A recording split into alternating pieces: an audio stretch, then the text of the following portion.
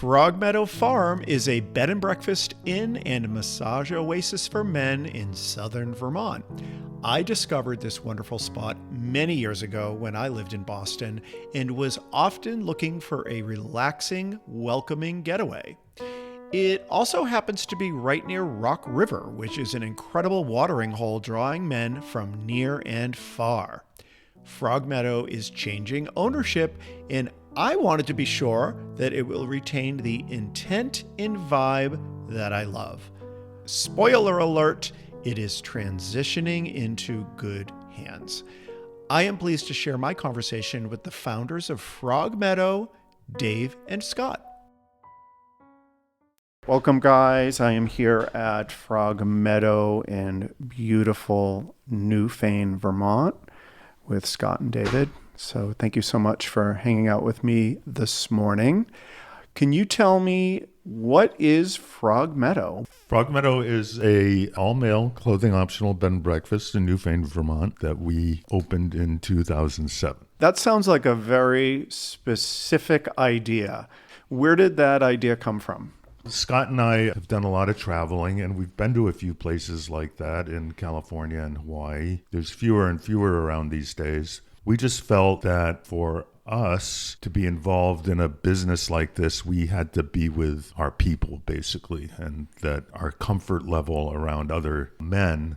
Now, we don't say we're for gay men, we say we're for men. So that includes anyone who identifies as male, gay, bi, straight, trans. So we just consider that group our tribe, and we wanted to be around our tribe. Okay. So we're an oasis for men. Okay. Now, you had experienced places like this in your travels through the years, and was that a vision for you to create this, or how did the idea of making a business out of this experience that you really valued and enjoyed come about? Scott had a business, a different business, a catalog company. And we originally built Frog Meadow in 1995 when his business was thriving. But because of the internet and just market forces, if you will, his business started to fail around the early 2000s. Well, not the early 2000s, more like 2006, 7.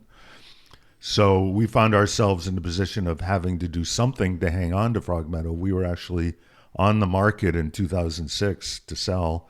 Real estate market was not healthy in 2006. We never got an offer. I went to massage school, and while in massage school, one of the requirements was to create a business plan. So I was out on a bike ride, I think, and just it all just kind of fell into place.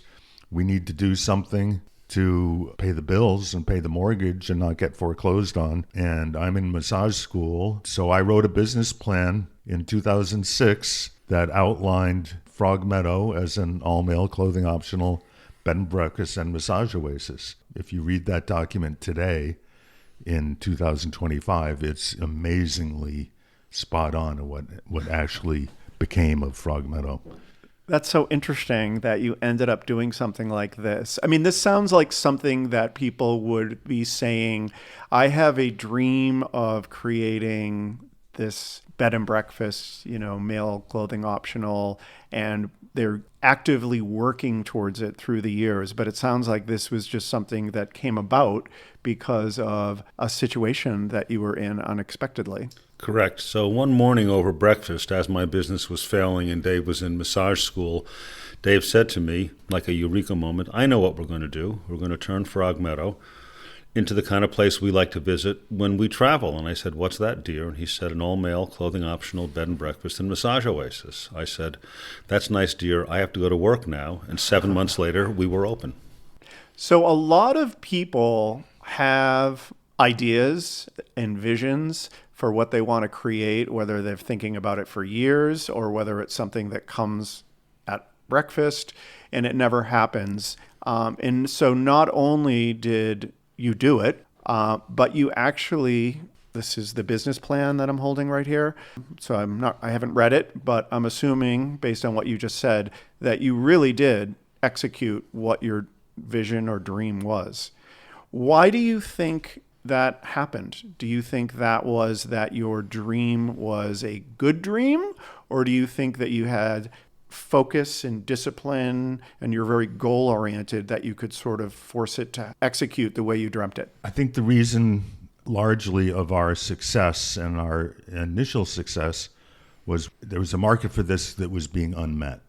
I would go to Rock River and I would ask guys, where are you staying? And they would say, like, well, we go to the Motel 6 or, something like that. And I wasn't really consciously going down there to interview. What fell into place in my head was that there's a market for this and it's not being met. And we can fill that need and that market. But then there is the success aspect, which has to do with you delivering a product of quality and of meeting people's expectations. And it sounds like neither one of you had experience in running an inn in this type of business and the needs that somebody coming would have and expectations. How did you learn how to do that? Well, actually, I did have another bed and breakfast in the 80s with my ex. Oh, okay. All right. In Williamsville. It was for men and women. Oh, so that's like right down the road from here. Yes. Okay. Yeah, I've lived here in town since 1970. So it was smaller. It was not clothing optional. It was for men and women. We would put ads in bay windows in Boston and Christopher Street in New York because it was long before the internet. So we did that for, 5-6 years. I was also a professional chef at one time in my life, so I had a food service background. I tended bar. I waited tables. You were a sound engineer. I found out before we started this podcast. Yeah, I think you were a ski instructor. No, ski patrol. Ski patrol. Oh my goodness. And a professional mountain biker. So you were prepared for anything. So there wasn't a business that you guys could have come up with. Dave, you would have been able to use the skills that you have acquired over the years. Well, of course, Scott's strength is in marketing. So Right. so it was really a match made in heaven in terms of the team to get Frog Meadow up and going and out there in front of people. Right. So they would know about us. Right. Now, another aspect to success is you're reliant on other people to make this happen. It's not just the two of you. You have a staff. Mm-hmm. And I think you mentioned that you currently have a dream team. I assume you did not always have a dream team. Tell me about having to deal with that and how to getting the right team together. Well, initially we had to kiss a lot of toads to find our prince, if you will. We would end up with 30-something guys who didn't necessarily understand what clean was nor the value of things being clean. And so we initially went through a number of different housekeeping staff individuals until we found our perfect employee, if you will. Our assistant innkeeper has been with us for 9 years now, and we work hand in glove. Our lead housekeeping person behind him has been with us for 3 years now, and we operate as a family. We operate very closely with complementary skills, and it really runs smoothly. I mean, it's all about execution. You can come up with all kinds of wonderful ideas, but it's really about doing the boring stuff really, really well, and that creates the guest experience that we want. I have interviewed 2 other inn owners in Vermont. And one of the things that I always mention in these interviews is, people around the country, around the U.S., have this dream of moving to Vermont and opening up an inn and what they think that experience would be. And I know that you had mentioned previously that you didn't really have that new heart vision for things. And I think there's probably a lot of just running a business. And there's many aspects to it that aren't that exciting or interesting or fun. Right. There's a lot of fairly simple, fairly boring operational details that make the place run very tight and very smoothly. So it may look like we're just hanging around drinking coffee waiting to greet guests. I think of the duck. The duck serenely skims across the water, but you don't see the duck paddling like mad underneath the water. And that's kind of what it's like. Yep. Now, I want to tell you my experience with Frog Meadow personally. I started coming here when I obviously now live in Vermont. I live in southern Vermont. And me moving here, I have to give you guys some credit for me moving here because my experiences coming to Frog Meadow were always so positive in this area that it definitely affected my decision to permanently move here. But when I lived in Boston and I had like an extremely stressful corporate job, I would come here all the time just to get away and to de-stress. And there were many times I would come here and I may have been the only person here, and it was wonderful just to get away. The space is absolutely beautiful. The views and just where we are is really wonderful. Well, we're very fortunate that we're in a beautiful piece of countryside here that's also very, very gay and very, very gay friendly. And over the last 19 years, it's become even more so as guests like yourself have discovered Frog Meadow, and more importantly, discovered that this beautiful rural countryside is not full of conservative thinking people. It's very progressive. It's very open-minded. It's very gay and very gay friendly. And more guys have moved up here having discovered that. Yeah, it is very gay friendly. There's tons of gay men from New York, Boston, and Connecticut that are moving up here. I live in Bellows Falls, and it is a very LGBT supportive community. I run a dance party, a tea dance once a month, just to help provide more entertainment and fun things to do for people. As you mentioned, Rock River, which is a gay watering hole that's in this area. And and it's also it's not too far away from Boston, New York, and like Hartford, Connecticut. And Northampton, which is a great cultural In center Northampton, as well. yeah. Now, I know you guys are retiring. Is that the word we're using? Retiring in 51 days? Retiring in about 51 days? Yeah, that is the word we're using. This is the word we're using because we're not going on to another business venture. I just turned 70 this year. Scott's 1 year behind me. We're healthy and happy, and we want to ride our bikes. We're both cyclists. So we want to have time to do a lot of things that we haven't been able to do because being in the bed and breakfast business is kind of all-consuming and to some extent socially isolating. So we want to do a car trip and visit friends in the Midwest and take our bikes and spend more time in Mexico and do all that kind of fun stuff.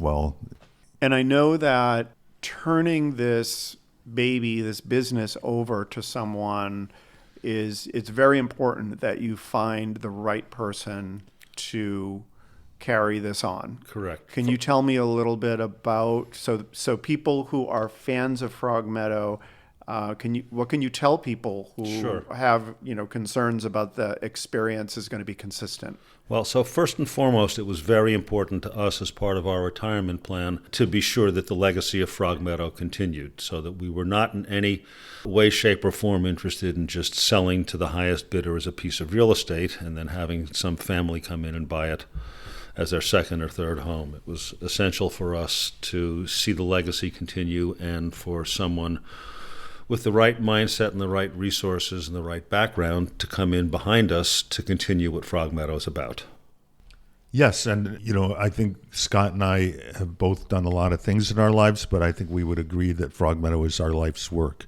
I feel like it's the most important thing I've ever done in my life, and the idea that it would just close and go away was a difficult concept. So we worked very hard to make sure that was not going to happen, and we're really, really happy with the way it turned out. Can you tell me about who the buyer is? The buyer is David Jakes. He's also known as Davey Wavy. I guess you'd call him a gay influencer and media personality. He's been a guest of ours every year, several times a year since 2008. Okay, so he's very familiar with the vibe here. Absolutely. He first came to Frog Meadow when he had a blog called Break the Illusion, and he reached out to us. We didn't know anything about him or anything really, and he said, "This is who I am. I have this blog. How about we barter and I'll promote your place on my blog?" Okay. So we said, "Yeah, sure, why not?" So we did that, and he was 23 or 24 years old at the time. Mm-hmm. He's 42 now. Mm-hmm. And he's been with us every year since then, several times a year. The last few years, he would make comments like, you guys can never retire. And I would say, why? And he said, because this is my favorite place on earth, and you always have to be here. Oh. So finally, this last fall, I said to him, he said it again, and I just said, well, you're just going to have to buy us. and that's what started it all.